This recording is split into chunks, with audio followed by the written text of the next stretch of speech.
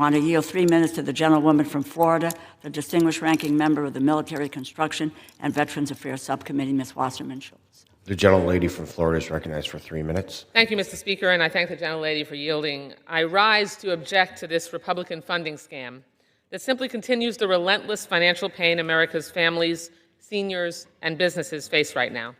And the reason I object so strenuously is because it absolutely does not have to be this way.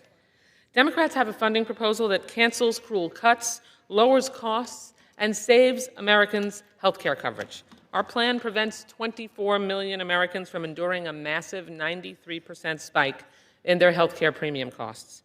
How could any Republican vote for a funding bill with that kind of financial sledgehammer hanging over your constituents' heads?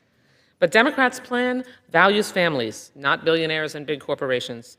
It prevents nursing homes from closing. It ensures 15 million Americans don't lose health coverage. Republicans refuse to sit down and figure this out, just like every family does at their kitchen table each week. Republicans are choosing to go it alone, no matter the consequences. So what Democrats will not do is support a partisan spending bill that guts health care for the American people. We will not support a plan that lets Trump freeze funds promised to our communities and hold up life-saving medical research, including for kids with cancer. Democrats will never support that. What we will support is our plan, which saves a family of 4 earning $64,000 a year from seeing their annual health care premiums go up by $2,571, or 197%. Democrats will support permanently extending health insurance tax credits to keep coverage affordable. What we will not do is make this Republican-created health care coverage crisis worse.